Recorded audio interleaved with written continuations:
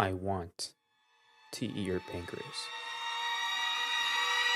is the name of the anime we'll be reviewing today.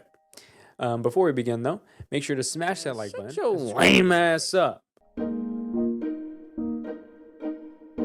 I Want to Eat Your Pancreas is a 1 hour and 49-minute romance / coming of age film about the MC, who is a loner that's never had a single meaningful human interaction or relationship with anyone ever. But he's fine with that. He just reads books all day and loves to live in the world of fiction. Until his love of books backfires when he sees one just lying there and decides to pick it up and read it. The book happens to belong to a classmate named Sakura, and the book was about her pancreatic illness that was soon to kill her and how she's coping with it. She asked the MC to keep her illness a secret from the other students, which marks the beginning of the wonderful journey between Sakura and the socially inept bookworm of an MC. Now, before we continue on with the review, I have a few words of warning. This review is not a spoiler-free review by any means. I just find it very boring to restrict myself and talk in code and not speak my thoughts on the anime that I just watched. So, if you came to this video and hoping for a spoiler-free review, then you can just skip towards the end of the video and look at why you should or shouldn't give this anime a try, or to see if the rating I give it is high enough for you to consider watching. Now, let the review begin.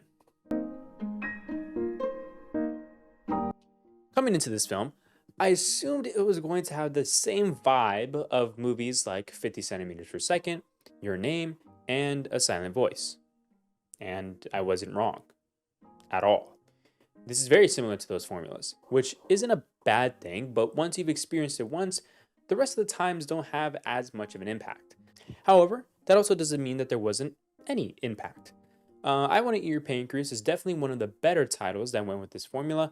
The main thing that really made this stand out among the other similar films that I've seen was the pure rawness of the characters and the way they acted. Specifically, the MC and Sakura. This annoying bitch, however, was still the stereotypical annoying bitch. This film did an absolutely amazing job with the dialogue, the behaviors, and scenarios. For the most part, these are actual words, actual dynamics, and actual scenarios that I could see someone getting into in real life. It was also elevated to another level with the animation. Holy shit, the animation isn't the absolute most astonishing thing in the world, but god damn!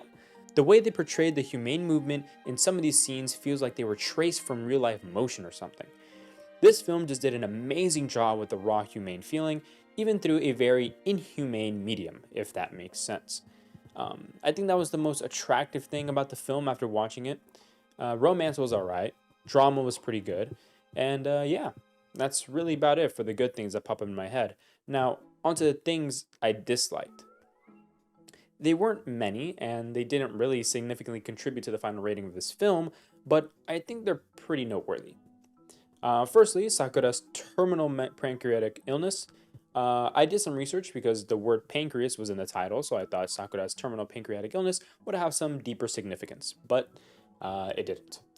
As a matter of fact, I think her terminal pancreatic illness is a made-up illness. Either that, or she had pancreatic cancer that spread to the rest of her organs, because TLDR, and correct me in the comments if I'm wrong, because I have no med degree, but I believe there is no pancreatic disease that, if treated, which was the case in this film, can be fatal, mainly because you can even live without a pancreas, as long as you keep up with intensive and intrusive insulin injections and PERT capsules. Anyways, I digress, because in the end, which I'll get to later, it didn't even matter. Secondly, the virgin rage scene. This scene was excruciating to watch, and I think is the one and only actual legitimate bad thing about this film. I understand that this man just got bitched and was told that he couldn't fill the shoes of being there for Sakura, so when the opportunity arrived where he could prove himself, he got baited.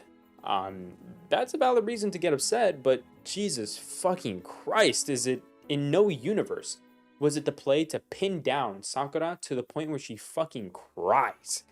Like, holy shit.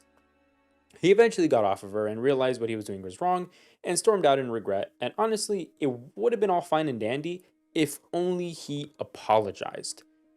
My brother in Christ, after he storms out, he runs into Sakura's ex-boyfriend, who beats the MC's ass for hanging out with her, and guess who comes around the corner?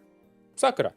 After what just happened, Sakura runs towards the MC and stands between him and the crazy ex, protecting the MC.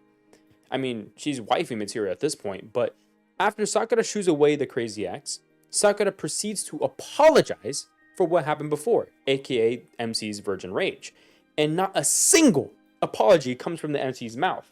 As a matter of fact, he starts self-sulking and talking about himself. Like, what type of shit is that? That's like not something you do in that type of scenario, especially after that type of thing just happened. You know what I mean? But it's whatever, I guess, because even though that was some definitely some questionable behavior / writing, it's whatever, because it was just used as a stepping stone in the relationship and didn't really become anything significant. So anyways, now on to the most unfortunate part of the entire movie, the ending. Holy shit. I usually have a bit of a pet peeve with the trope or method of storytelling where they show you that the person died in the beginning, because it basically just spoils the ending for you, and now there's no shock factor or reason to grieve for the person because you knew it was coming. This story does follow that trope / method of storytelling, but it also acts as a bait. Because holy shit, that ending surprised the fuck out of me. I do have some theories about the ending though, 2 to be exact. I think this is going to be a very obvious theory to the point where it's almost not even a theory, but I believe that the person who murdered Sakura was most likely the ex-boyfriend. That one isn't that interesting though, because I swear the story just wants you to think that. The second theory that I have is a theory about why the author chose to kill her off in the end in the way that they did. I believe that the author decided that she would die by a murder because in the end he realized that dying from a pancreatic illness wouldn't have made much sense. Then again, it could also just been for the shot factor, and it did work if that was the case. So it was probably that, if I'm being honest. Anyways, I'll give the ending props for the shock factor and also the incorporation of the text that was shown in the beginning being used as a point of realization for the audience towards the end to realize that this is where it ends and the worst is about to happen. I feel like that was such a good touch, in my opinion. I enjoyed the ending, but I'm a huge sucker for happy endings, especially when it comes to romances. So the fact that this wasn't really one definitely docks a little bit of points for me. The ending after the shocker was super cute and bittersweet, with the reveal of the MC's name being the perfect name to go along with Sakura's.